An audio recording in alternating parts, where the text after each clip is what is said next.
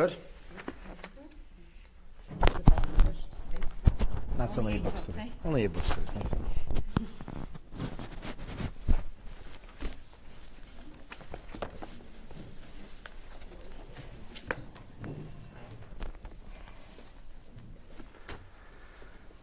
We're good to go? We're on? Yeah? Okay. So we're continuing the beginning of the 3rd chapter of Megillat Ruth. And there's a very daring plan that's unfolding here. In fact, this is really quite shocking.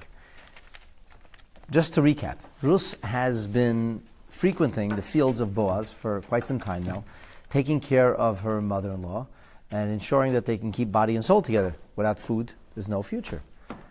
And Naomi is worried about Ruth's future, not just staying alive, but actually getting married and rebuilding her life. So she has this plan, this very odd, it seems, plan to have Ruth put Boaz in this compromising position, and he's going to have to make some kind of decision at that point.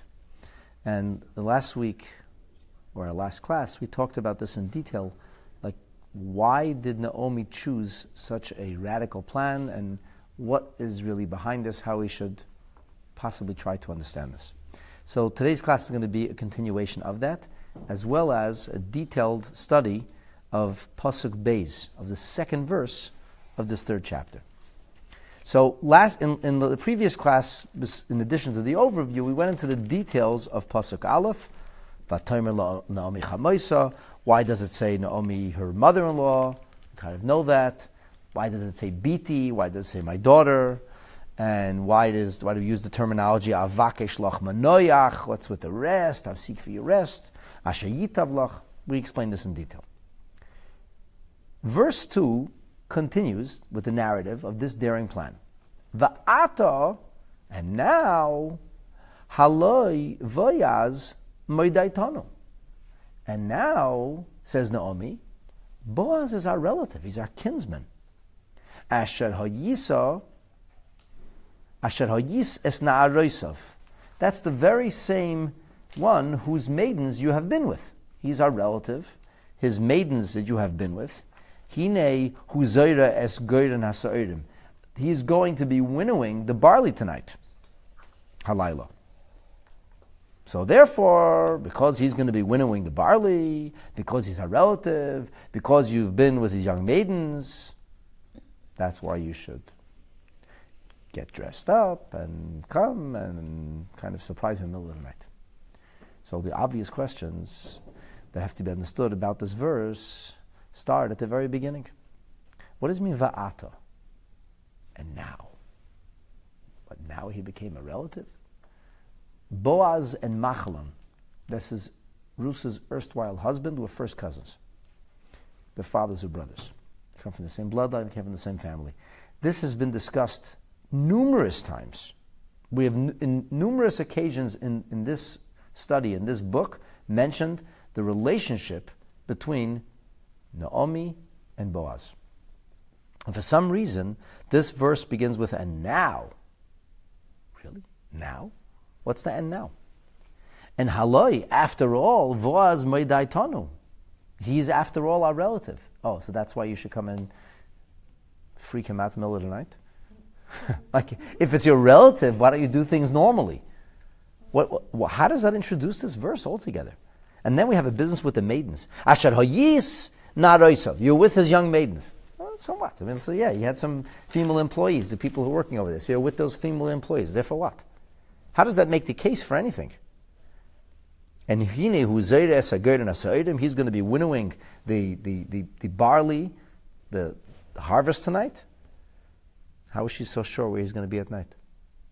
She gets like an advance email of the schedule. This is the Prime Minister's office. They have to release the information to the public. How is Naomi even so sure of this? She's got, and she has to say this. You should know there's going to be a winnowing, it's going to be a barley, and it's happening tonight. He's going to be there tonight. So obviously, this pasuk has to be understood. I'm going to suggest on 2 levels. Number 1, pshat, just to understand what is the simple meaning here.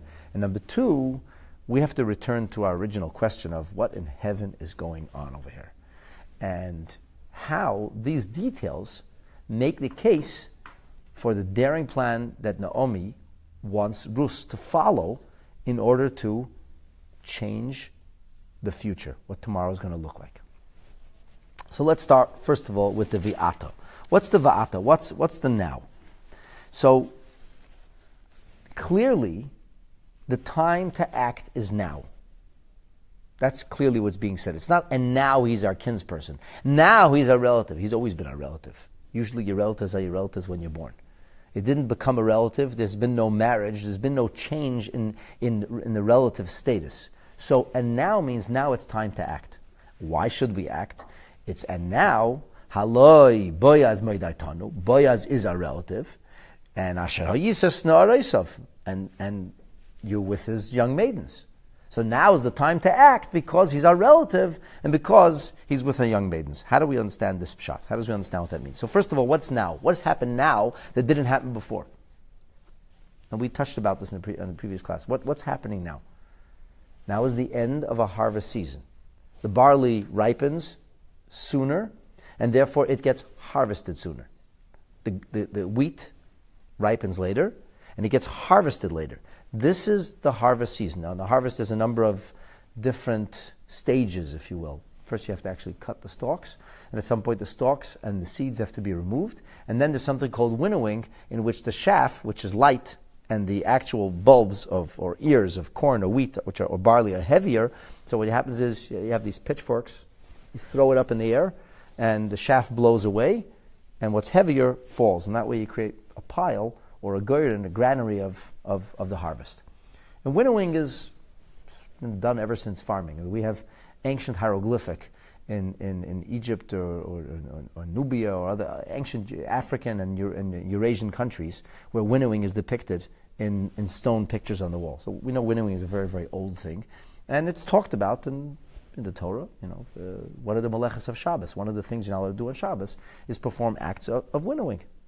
It's a question whether that comes from separation. It's called zoyda. What's behind it? So, 3 months have passed. 3 months have passed. When did they arrive in Israel? Could jog your memory? Do you remember? They remembered on the second day of Pesach.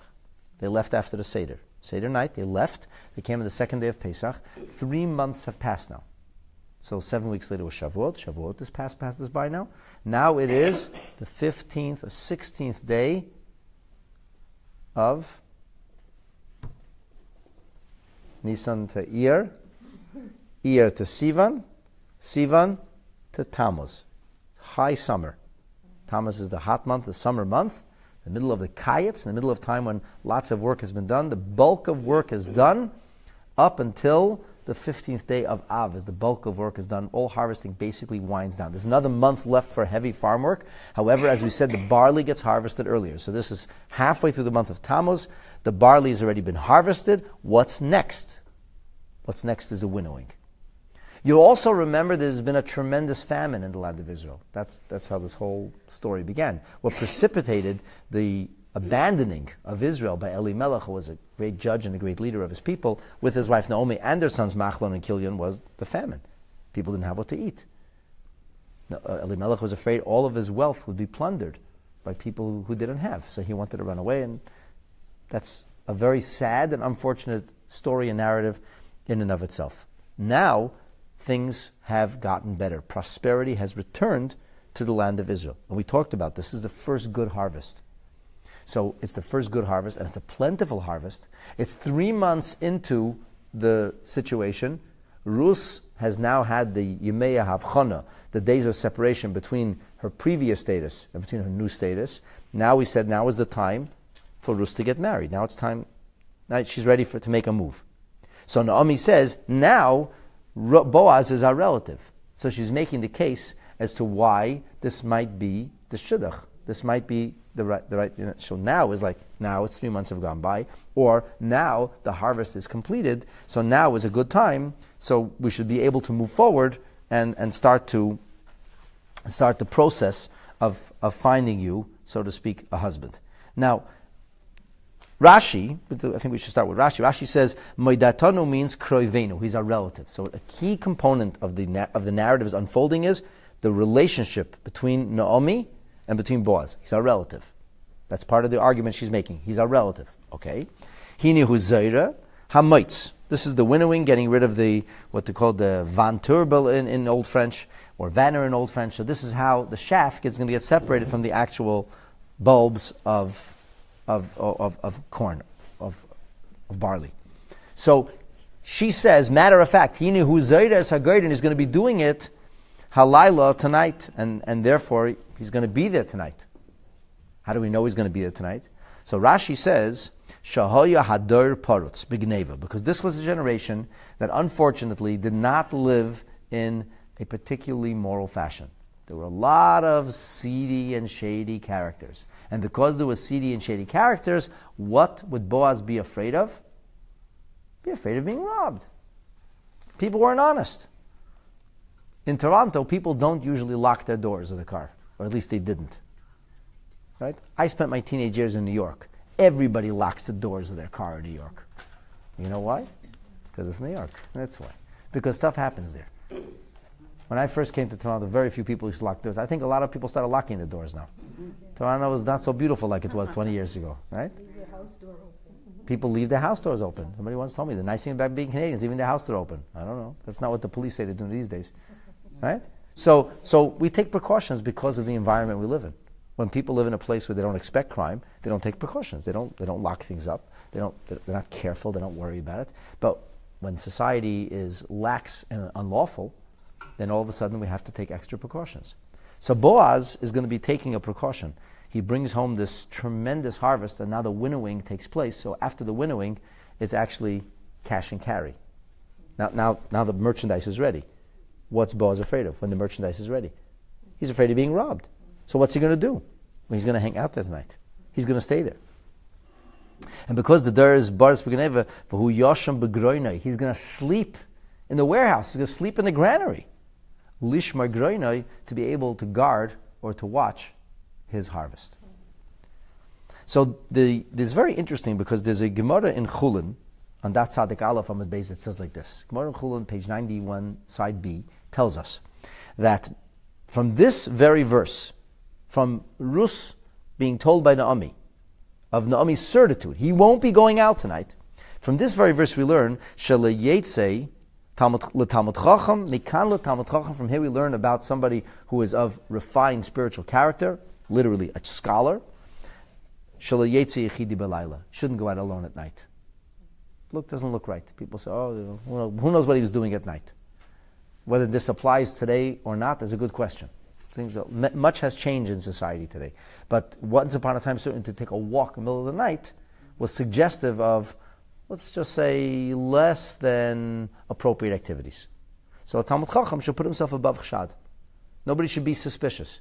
If he's going to be in a situation where people start to say, oh, look at that. Look where the Talmud Chacham is going.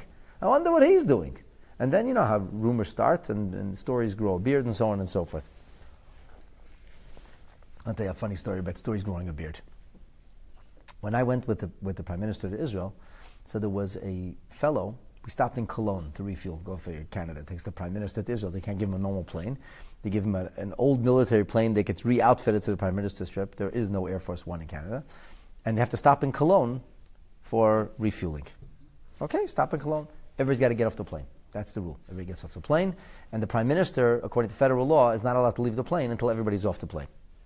And there's RCMP on board, and they're the stewards and stewardesses, RCMP. So there's a guy sitting behind me who I tried to get to put on film, but he was like absolutely adamant in the beginning. Later he changed. Now we put on film all the time now. And he said, I made a vow when I was 13 years old that I would never step foot on German soil. I'm not leaving the plane. And his wife said, if he's not leaving, I'm not leaving. And the police came. This is RCMP, armed guard. They said, you have to get off right now. It's federal law. He said, I'm not getting off this plane. I don't care. And he held onto the seat in front of me, and he said, I refused to step on German soil. And I left the plane. I don't know what was going to, there was a scuffle. Mm-hmm. And I told somebody the story, because the point of the way I told the story to this person was, here's a Yid who was very far from his Yiddishkeit. Yeah, he had a bar mitzvah, but, Shabbos, Kashrus, it was not on the radar. And yet, here he perceived this to be something important, and his neshama just came out in full force. An hour later, when I asked him to put on film, he refused. It took, I think, 3 days till he agreed to put on film. Finally, outside the Knesset, we put on film for the first time, maybe since his bar mitzvah. And then he softened up, and now he's He's a beautiful Yid. He really is a beautiful Yid. And my point to this person was, here's how, how Germany, just the name, the soil, it conjectures such images, such visceral reactions from Jewish people. This is just the conversation we had. It happens to be this person is a rabbi in Germany. A German-born, probably the first ordained German-born rabbi from after World War II. So last night, apparently, he spoke in San Diego. And the Chabad rabbi there in San Diego has a brother who's not observant, who I know, and occasionally we meet and I put on film with him. And I have a whole story with this guy. I met this guy when my Zevi was born in the hospital. He had a baby at the same time. And then I met him years later. He sends me a Facebook message this morning.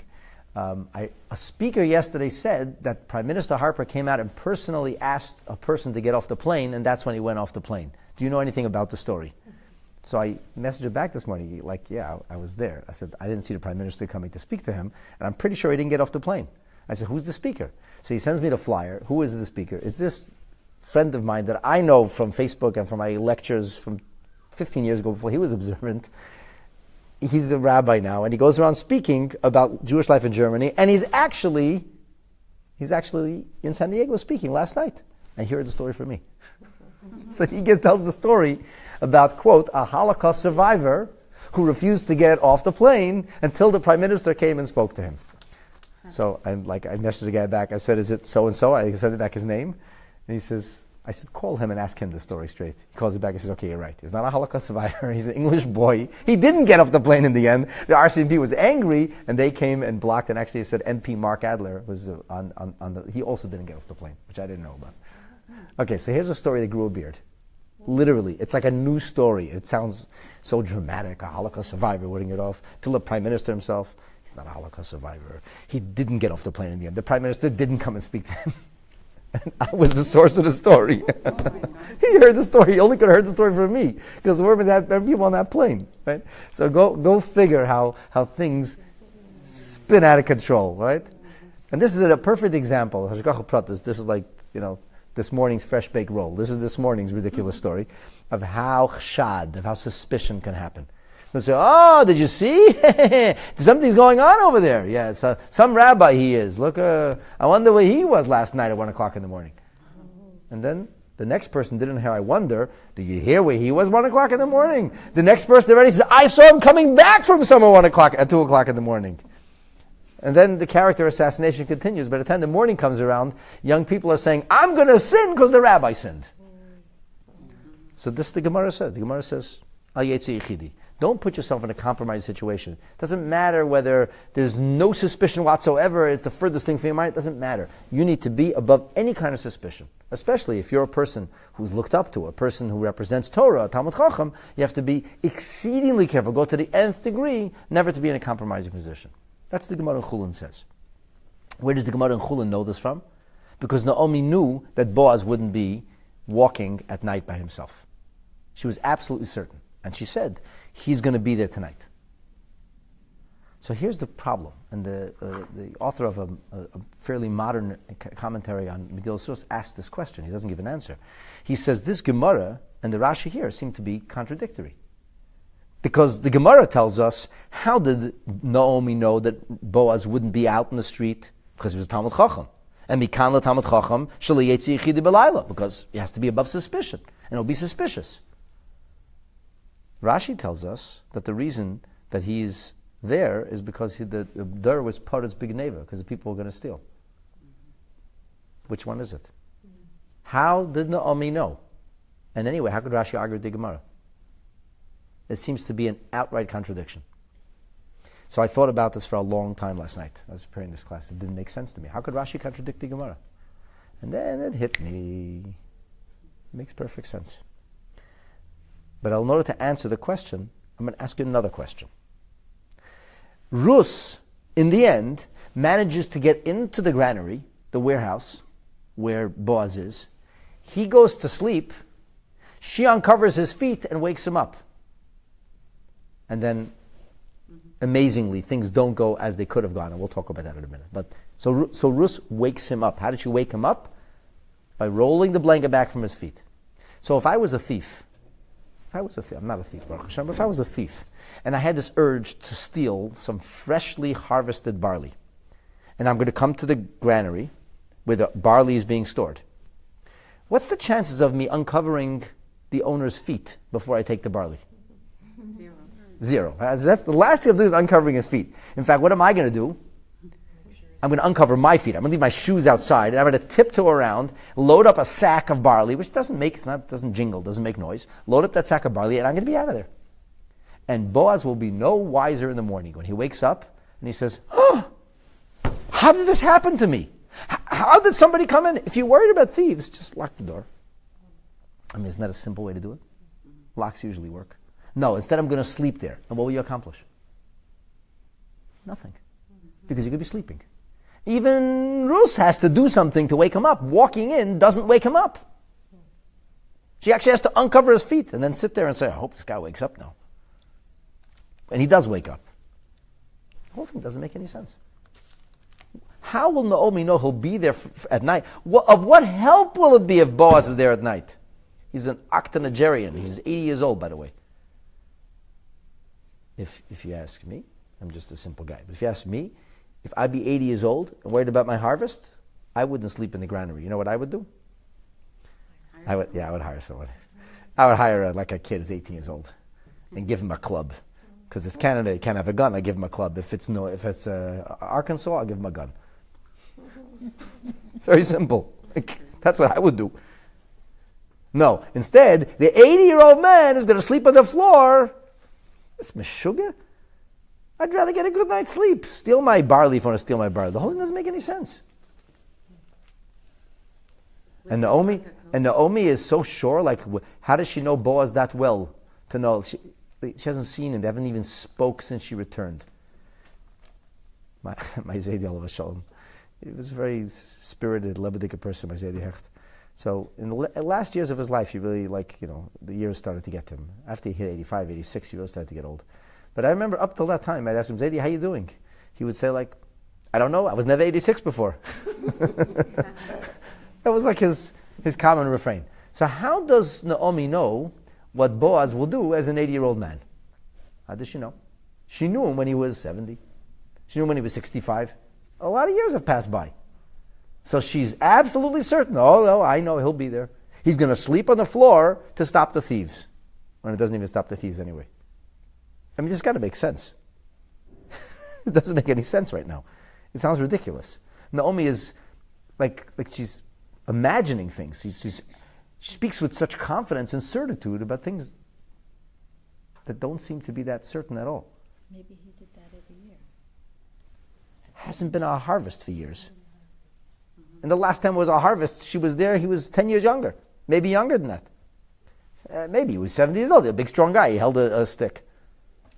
But you're right. Maybe he did do it every year. Hagufa kasha. Why would he do it every year? You know what?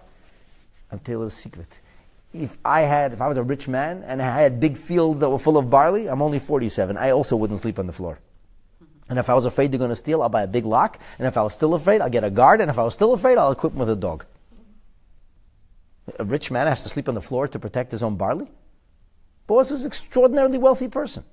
He owns plantations and fields. He has hundreds of people working for him. I'll hire one of the kids. Let's say Naomi knew that he did this. It doesn't even make any sense. He sounds like a lunatic. And we talk about his sterling quality, his exceptional person that he was, his personality. Sounds like an idiot. And then, of course, this contradicts the Gemara. So, here's what I think the pshat is. Who do you think was going to come and steal from Boaz? Who did he think is going to come and steal? Strangers? I don't think so. And I'll tell you why. Because Boaz would not guard just the area where the grain is. What would he guard? Guard all the fields. He has a property. He has an estate. You guard the farm. I wouldn't be surprised if there was a night watchman that used to walk around and make sure to secure the fields. Because it's not just if they're going to steal, they could steal things from the fields as well. There had to be some kind of night watch. If there was a generation that was a dur parotz, then there was people took care. Even till today, we have people who have hired to watch at night. There's no camera, there's no alarm. You have watch people. And there couldn't be a lock because it's outdoors. Who is Boaz afraid of? I would like to suggest to you that Boaz was not afraid of strangers. You know who he was afraid of? His own workers. His own workers. Do you know that a significant portion of crime here in this city, I know this for a fact, is committed not by strangers, but rather by employees. Right inside. I know personally, not from my police involvement, just from being a rabbi in this community, I know of 3 people who were robbed in the numbers that exceed 4 figures. By the local people who worked for them. One by a secretary, one by an accountant, and one by a bookkeeper. That sounds like a joke. A secretary, a bookkeeper, an accountant. No, it's a real deal. It's a real deal. And in one of them, the fellow called me and he said, I just found out that my secretary I just figured out from the books. She's been writing checks to herself. What should I do? He says, should I call the police? So I worked through the issue with him. I said, okay, let's look at the possibilities. What's going to happen? But it's not important what I told him to do, but Baruch Hashem, what I told him to do was a good thing to do, and things did work out in the end. But this is a real fear. It's a real fear. I know somebody else, a company, the bookkeeper was stealing money. 3 people that I know of. I don't have my hand in everybody's pot. I'm not even a business person. This thing has got to happen very often. So if you can't trust your workers, what do? Well, you do it yourself. Like you can't. There's like the joke they tell of these 2 partners. One with partner, one on vacation, and his friend calls him on the cell phone. He says, "Harry, we had a break-in last night." He says, "Sam, just close the safe and stop it." This is Boaz is worried about. Boaz didn't have partners. He's all by himself. So what would Boaz do to make sure that the workers wouldn't pilfer? What would Boaz do? He didn't leave. He stuck around at night. Now the winnowing would take place at night. And the commentaries tell us this is because you need wind to winnow. I don't know if winnow and wind come from the same word, but you need wind, because what happens is the shaft is, throw it up with a pitchfork, and the shaft gets blown away, and then the bulbs are heavier, they sink. So in Eretz Yisrael it says, the wind blows at night. That's why I remember, where did I see this? Maybe in the Malbim. King David's harp. I remember. Anyway, sometimes I have too many books. I don't remember where I saw it. But in one of these books that I have, it says clearly that the wind would blow in the evening in Eretz Yisrael, and because the wind would be blowing in the evening over there, that's why. Oh, here it is. Mamleah says it. Hatam shayazera balayla is because the door was parutz. So that's why he stayed there. But he says oitam, that when you have the sun beating down, it's not an effective time to do it. He says also because the wind was blowing. So he knows he has to do this at night. Who's he worried about? His workers. Okay, so then when all the workers are finished and everybody goes home, Boaz should then go home. For this, the Gemara says he couldn't go home at that point anymore because it's dark already. So that's why the Gemara in Chulin says, Mikan l'Talmud Chacham shelo yetzi yechidi b'layla. This is how we know that a Talmud Chacham should go out at night. And that's how Naomi was 100% sure that Boaz would be there. Because Boaz was not in the granary sleeping on the floor because he was worried about his money. He was in the granary sleeping on the floor because he was worried about his reputation. That's why he stayed there. He slept on the floor because his reputation as a Talmud Chacham precludes him from going home late at night. Why did he stay late at night? Because he had to stay late at night. That was a business decision. But the sleeping on the floor wasn't to guard. How would sleeping on the floor help anybody from stopping the steal? The sleeping on the floor was because once he's there already, he couldn't leave. And if I'm right, I actually think I am, then this question of the Dunya Yitzchak falls away. It's not a question. And the seeming contradiction in Rashi and the Gemara in Chulin is no contradiction. And actually the story makes sense now. Naomi knows that a normal person is there at night. She knows they winnow at night. She had plantations herself once upon a time. Her husband surely used to winnow at night. And probably her husband didn't come home at night. And she would wonder why. So she knew why. She says, I can't come home at night. So she knew this. He's going to stay in the office tonight. Why? Because he's going to be there late. And once he's there late, he shouldn't go alone. Because he has to be above suspicion. So here, Naomi knew now it makes perfect sense. That's why now is the time to act. Why? Because Boaz in his house, how's Ruth going to get undetected into Boaz's house? Houses have locks, houses have doors, houses have people. It's people. You can't. He was going to walk into somebody's bedroom middle of the night and start uncovering his feet. Hi, it's Ruth. Would you like some coffee? How's that going to happen? So Naomi says now is the only time. We must act now. It's perfect timing. There's a whole kaleidoscope of events that are all coming together at this moment. The perfect storm. It's finished. 3 months have finished. So the Yemei Hafsaka are done. You came on Tezayin Nisa, now it's Tezayin Tammuz. Perfect 3 months. And Boaz is in a good mood. Why is he in a good mood? Because he just, and he ate. He ate like an old person. And he had, this is what the Iger Shmuel says. He says now is the right time because Boaz is Sameach al hayavul. He's feeling satisfied. You want to get something from somebody, when should you come to them? When they're in a bad mood or in a good mood? When they just got excellent news that the stocks went through the roof, or whatever it was they were trying to do succeeded, or when things just now came in with the worst news, the blackest news. You lost everything. Oh, that's a good time to ask him for things. No, that's a terrible time to ask him for things, especially things which are outside the box. For a normal person, say, leave me alone. I can't even think about it. You want me to talk about the future? You want me to talk about big decisions? I don't even know if I have a roof over my head tomorrow. I don't know what we're going to eat next week. And you're making me crazy now with marriage plans? It's the perfect time. Because there's a beautiful Yavul, and everything is grown, and it's after the famine. And Boaz himself has had terrible tragedy in his own life. He lost his wife, he lost children. But the famine is over. This is like how people are like in a good mood after the war. You speak to people, older people, they tell you like how things were after the war. Except Nebuch, poor Yidden, our poor grandparents and parents were sitting in DP camps after everybody was happy, except we had nowhere to go. Right? And the British wouldn't let any Jews go into Israel because they were such wonderful, fantastic, loving people. The Jews who come to Israel, they'll lock them, put them in a detention center behind barbed wires again.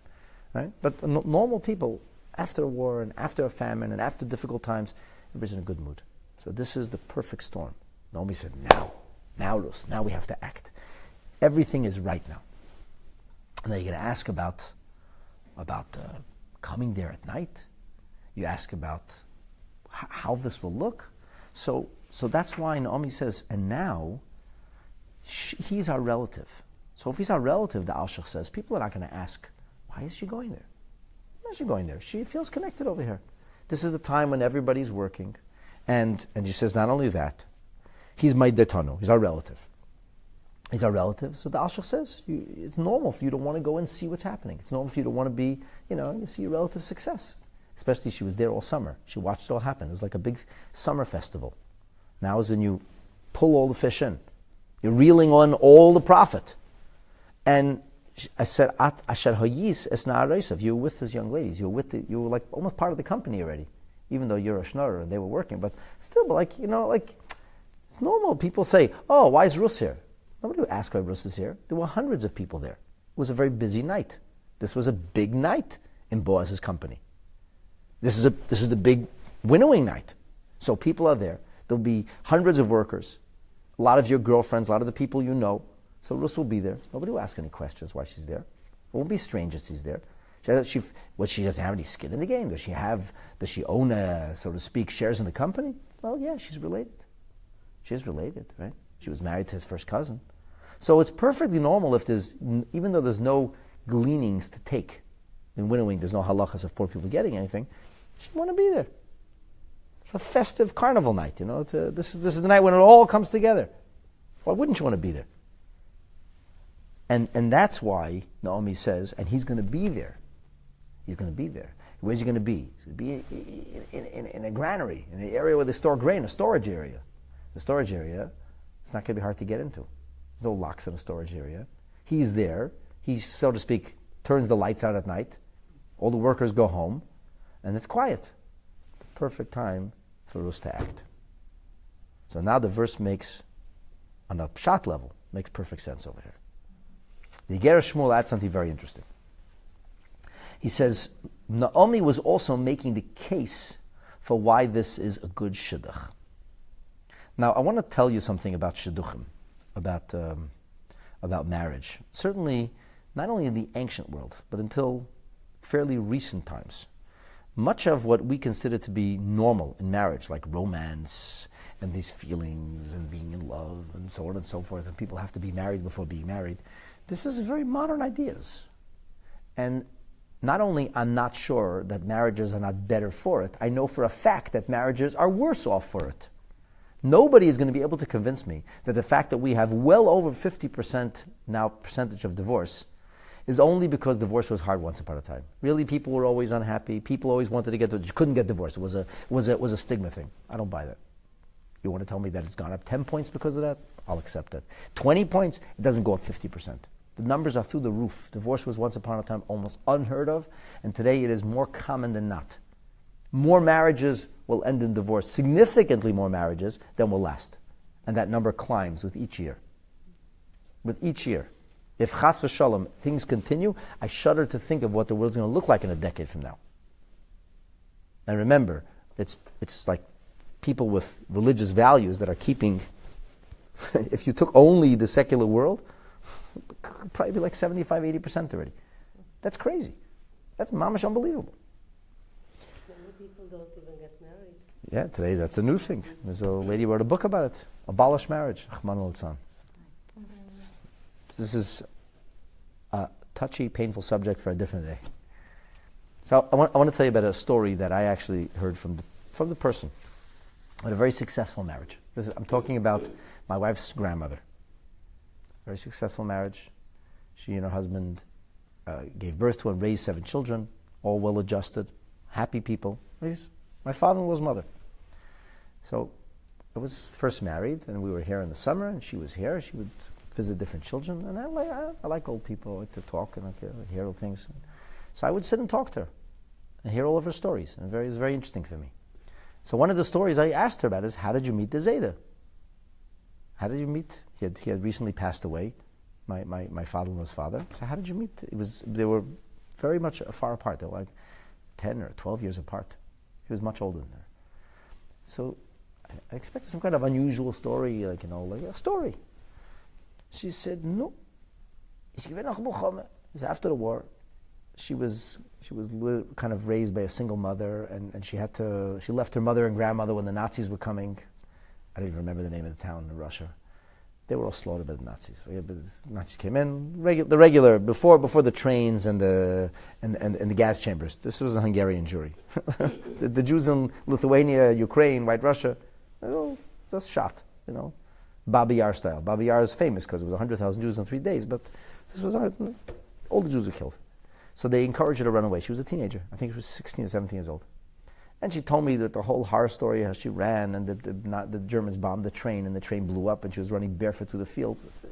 The stories of survivors who didn't actually see the Nazi bayonets and guns, but, or the gas chambers, that ran into the far eastern steppes of Siberia or Kazakhstan. So she survives the war like that. And then she comes out together with a wave of Hasidim that escaped, many of them with fake Polish passports, and they end up in a DP camp in Germany. My father was in the same DP camp. My father was left Russia as a baby with his parents. And this is where Hasidim were in this DP camp. So she said, I think she was actually not in Poking, where most of the Hasidim were. She was in a different, I think she was in Feldafang. I know. You're in Feldafang, okay, but you were a baby. You wouldn't remember, right? So she said to me, I'm in the DP camp. I'm a single girl. I don't have anybody in my family. She found out later she had one uncle who survived. She said, a mamash alone in the world. We can't even fathom this. A human being alone in the world. So she said to me, I got an offer, she said, of two matches. No, she says, she says, one was a Polish guy, but I'm Russian. Huh? A crime. I don't know a crime, but she said, I met him, I spoke to him. It's very nice. About Pelisha. She's a Pelisha. He was much closer to my age. He was much closer to me in age, but he was a Pelisha. And then she said, and my father-in-law's father didn't get married before the war. He was an older bacher. I think he was almost, for sure, over 30. Maybe he was closer to 40. And she said, before you told him Zayden. And he also had lost all his family. All his brothers and their children were all murdered in Lithuania. And she said, she was older than me, but he was Russian. So I'm Russian. So I get married to the Russian instead of the Polish one. I'm like, wow, that's like, I'm like a newly married chassan. I was married maybe a year or something like that, maybe even a few months. I'm like, is anything else to the story, Bubby? Like, no, there's no answer. That was the story. She married him because he's her countryman. She married him because he wasn't even from Russia. He's actually more Lithuanian. His family is more Lithuanian than Russian, but Lithuania and Russia is closer to. That was the extent of it. Like that was. Like wow. Like go tell this to kids today. Like I think you're out of your mind. But you know what? She had a wonderful marriage. She had a wonderful marriage. And they loved each other very much, and they had a beautiful, warm home, and they raised children, all of whom are married, and Baruch Hashem well-adjusted. Wow. So, I say that before I share with you the words of the Iger Shmuel. Now, I wanted to just share with you, like, this is a little bit of background. Iger Shmuel, okay, this is written about 500 years ago. If I remember serves me correctly, in Tzfat. So Iger Shmuel was I think, if my memory doesn't fail me, was a Spanish descent who ran away from the Inquisition and comes to Israel. He says, okay, so why would a woman not want to get married? You say, okay, have a shidduch for you. What's the first concerns? Especially a widow, she feels vulnerable, she's alone, she doesn't have any relatives, right? She's a convert, all alone. What's her concerns? So she says, one concern is she doesn't want to marry down. Especially if she was married before to a very distinguished person, she doesn't marry down. So that's number one. And number two, she says she wants to know that he's kind. He's kind. He's rich. Is he kind? Is he nice to me? Does he treat me nice? She feels vulnerable. She wants somebody to be nice. The Iger Shmuel says this is the two things that will be on her heart. Forget what will happen, making a decision, dating. Even to get introduced, these are the two fears. The two biggest fears. By the way, fears like this, you don't have to date somebody to allay these fears. That's why the shidduch system makes perfect sense. Why should you meet somebody who you don't know anything about, and then get into a relationship, and then start finding out, is there backing, is there a foundation for a relationship, or we have such different places, we'll end up fighting anyway. So some people, you could definitely love them, you could fall in love, but you'll never be able to like each other. You'll never be able to live together. So the shidduch system said, okay, here's the background, here's the families, here's how they're raised, this is the value system, they could like each other, they can get along. Will they love each other? I don't know. Is the chemistry? Let them meet. It just makes sense. The shidduch system just makes sense. Anyway, so Naomi is busy making the case to Ruth. So Naomi says to her, listen, now that we're at this point. So number one, Boaz moidaitanu. If he's krevenu, why does she say moidaitanu? So I think there's a double meaning here. Moidaitanu means you know him. You know him. And he's our relative. So you're worried about marrying down? It's exactly the same. On the contrary, you're marrying up. It's your husband's first cousin. He's a little older. He's a first cousin. So you're marrying into the same family. You're staying in the same family. Whatever distinguished lineage you love Machlon and you looked up to him. Same the lineage. He's our relative. It's not like introducing a new thing. That's number one. And number two, you know him. You've been in the field. You're with the maidens. What did you see about him? What did we notice about Boaz, if you remember? He was kind. He's kind. He's generous. He's a kind, generous man. So these are the two biggest fears that Ruth might have had as Naomi begins to make this just because Ruth never in a million years dreamed of marrying Boaz. It never even crossed her mind. It was like, this is impossible. Ruth, an unknown convert to join the Jewish people, marry the Rebbe of the Jewish people? It was a non-starter. She never imagined, she never thought of herself that way. So Naomi comes along and says, here's the things you might have, before I introduce this to you, remember, he's a relative, so the level, you're not marrying down. Number two, you know he's kind. And you're with the girls. So you know this. The Al-Shech says furthermore, that it could be that what was happening was that maybe Boaz wanted this too. Didn't you notice that he kind of set you up? These are the same girls who used to help his wife, his former wife. And now he's getting them used to you. So really, Naomi is making the case to Ruth. And she's hoping Ruth says yes, because this is a little bit off the walls. This is really like this plan is from another planet. But she's making the case as to why this is a good idea. This is the pshat. This is just pshat.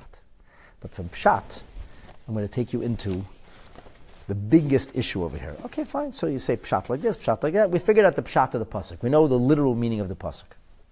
The Alshich so poetically addresses this whole issue. He says, before we go into details here, there's a klolos ha'inyan. There's just something about this whole story that must be understood. What's that? She says, Naomi was known as Kalilas Das. Kalilas Das means very, very balanced mind. Highly intelligent woman. She's a Yiras Hashem. She's a woman who's reverential. She's respectful towards Hashem. And if you're respectful towards Hashem, you're respectful to people also. She's Hatzna Leches. She was a person who was very discreet, very modest. And what was she suggesting to the daughter-in-law that she loved, that she called daughter? That she should act like a prostitute? She should come into a rich man's house and uncover his feet? Hi. Maybe you want to hook up? Really? What is going on over here? And let's imagine for a minute, let's try to work this through. Let's try to play the chess pieces here. She comes in the middle of the night. She uncovers a guy's feet. He's 80 years old, by the way. He's a very wealthy man, a very powerful man. And he's the kind of person who she knows will never walk even out in the street because there should never be any kind of suspicion. What would he do if he opens his eyes and he sees this girl who's all dressed up with no place to go next to him, uncovering his feet? What's his first reaction probably going to be? Who the heck? Sound the alarm. Watch people. I told you before to watch people. He's a rich man. Watchman. All I need is imagine what people are going to start saying over here. Some woman over here tried to come accost you in the middle of the night. He'll raise a hue and a cry. Who knows what will happen? The guards will come in. They might beat her, shame her, embarrass her. She get tossed out like a common thief. This is like a disaster. This is a debacle waiting to happen. How could Naomi do that to Ruth? How could you do that? How could you play with Ruth's life like this? You make the biggest fool out of her, shame her in public, and who knows after, she says, she'll be alone. There was all kinds of unscrupulous people. You see, Boaz doesn't even trust his own workers.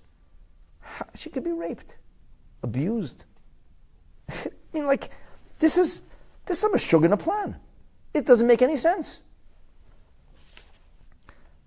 He says, the Alshich, it's a beautiful poetic language. It says, tell me, Hamabli Eid Shadchanim bi Yisrael, were there no matchmakers in Israel? That you had to resort to such a ridiculous plan of telling her to get all dressed up and in the middle of the night go uncover his feet? You have an idea. Call a Shadchan. Say, hello, Mr. Shadchan. She could have spoken herself. You're uncomfortable yourself, so call somebody up. Hire somebody, ask somebody to do you a favor. Who does this? Why do this? The whole thing, mamish, doesn't make any sense whatsoever from beginning to the end. And so the Alshich tells us there was what we're going to call today an inconvenient truth. And the inconvenient truth that Naomi was certain that Ruth is the one. And this is something that had been known in Jewish tradition, that from the children of Lot, those children that Lot had fathered with his daughters, that something special was supposed to happen. And the problem is that this truth is extremely inconvenient. And it's not going to fly. She's going to come, a Shadchan will come, Boaz, dear Rebbe, leader of the Jewish world, I have a shidduch for you. Your wife died, so he's an octogenarian, he's 80 years old, but still he's healthy and everything's fine, and he shouldn't live alone. He doesn't want to have any chshad. It says if God forbid somebody's alone, he shouldn't be chshad. People shouldn't say things. He should get married. That's the halacha says it. Okay, fine. He's get married again. Who is the shidduch? It's a convert who showed up last week. I'm sorry, a few months ago. Oh, great. That sounds like a good shidduch. What are you talking about? There is like a certain status. There's social. It's not going to happen. People just want a shidduch. Who's the yichus? Oh, this and this Rebbe's granddaughter, and this Rebbe's grandson. It's a shidduch. So what's the yichus? What's the lineage? Lineage has always been a minig yisrael. That's in the Western world. They want to know how much money you have. Fine. So they make fun of the frum world. The frum world don't know what's your lineage. That's the currency. It's not any worse than money. Does it mean that there could be fine people who don't have lousy kids? History is full of stories of finest people who had lousy kids. Avraham had Yishmael, and then Yitzchak and Rivka had Esav, and Amalek came from there. True. But still, look v'yichas. They say the apple doesn't fall far from the tree. And there's this idea, Rachela Basa Rachela, which is the U will be like the U. E-W-E. And then it says that Ima kach brata, like mother, like daughter.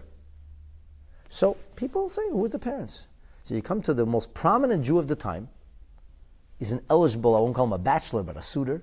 And say, I have a shidduch. And I go like, really? Yeah, I don't think that's a shidduch for me. It was be a non-starter. This shidduch would never go anywhere. If you use the typical shidduch channels, if you would use the regular way, this would never ever succeed. Naomi knows this because she's klilas das, because she's so intelligent, because she's hatzna lechas, because she's so discreet. She knows this can never work. She knows it's her cousin. She knows it's not. It's an impossibility. It's a non-starter. She knows this is a non-starter. She knows it's a non-starter, but there's an inconvenient truth here. What's the inconvenient truth? The inconvenient truth is that Ruth was the one. She was the chosen one. She was the one who carried the spirit of Avraham Avinu. She was the one who carried the original spirit of the Redeemer of the Jewish people that was born through the very odd story of Lot and his daughters. Now, if you remember, in our previous class, I described to you in detail how they were not wicked or evil people. Those women did what they did l'shem shamayim. They actually thought that humanity was finished. They thought this was another great flood. They thought that for some reason, maybe there was chus of Avraham Avinu, that only Lot had been saved. And they said, they spoke to each other, the older daughter whose idea was, said, if we're not going to do something about this, Dad's not going to be capable for much longer, and that's it. We will be the last humans on the face of earth. And what about the mission of humanity? We have a responsibility. It's not discreet, it's not modest, it's necessary. So they did what they did l'shem shamayim. Did they do the right thing? That's not the question if they did the right thing here. Sometimes intentions do make a difference. And because they did, what was the ultimate goal? So it says that there was shnei preides teves livnes mehem malchus beis David. The Medrash Rabbah says, on the words, let me first translate what I said and I'll come back. It says there were two good doves that were to come out from Lot, through which the house of David HaMelech and the Mashiach would be built. Who are those two good doves? Ruth, who is a Moavite, who comes from Moab. Moab is the son born to the elder daughter of Lot. And the second one is Naamah Ha'amonit. Naamah is the royal consort, the queen, the wife of Shlomo HaMelech, who gives birth to Rechavam, who is the king who reigns after Shlomo. And it is from Rechavam's bloodline that all the kings of Yehuda come, including the tzaddikim like Chizkiyahu and Yeshayahu and Mashiach. So the house of David HaMelech had to be built through Ammon and Moab, Rus, to establish the bloodline of David HaMelech, from where Yishai would come, Oved and Yishai, and then Naaman, from who would come Rechavam, and the royal bloodline from the children of David HaMelech. The Medrash Rabbah says, V'nichya mi'avinu zera, we will, so to speak, get a live culture. We'll get seed from our father. The Medrash Rabbah says in chapter 51, Hu Melech HaMashiach. That's talking about the redeemed, the king, the anointed king who will redeem humanity and the world.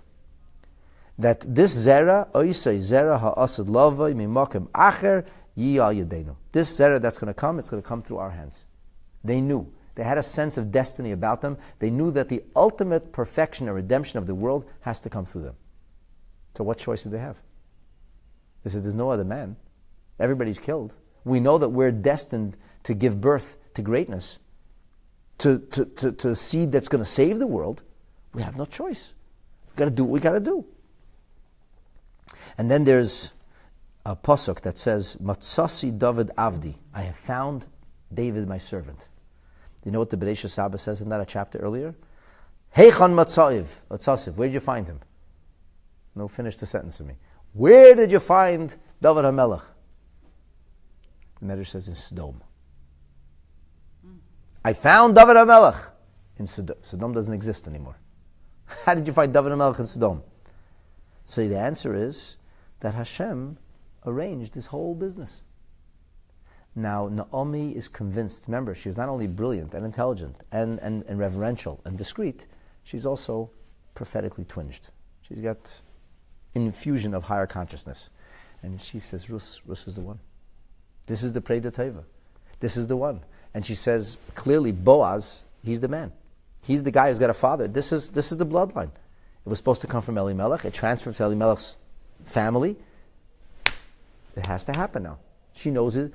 But now, Naomi is walking with this inconvenient truth. But it's true. She's convinced it's true. But it's very inconvenient. So how do we make this inconvenient truth become a reality? This is the dilemma that Naomi faces. So Naomi comes up with this idea, says the Alshich, that she will try to replicate what the daughters of Lot did without doing anything graphic like that.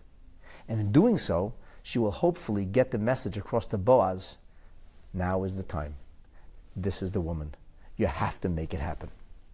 What did they do? The Alshich does a brilliant cross analysis of the psukim that describe Lot's daughters with Lot and Ruth's coming to Boaz. And she says the uncovering of the feet has a similar etymology to the words that are used to describe what Lot's daughters did. And when did they come to Lot?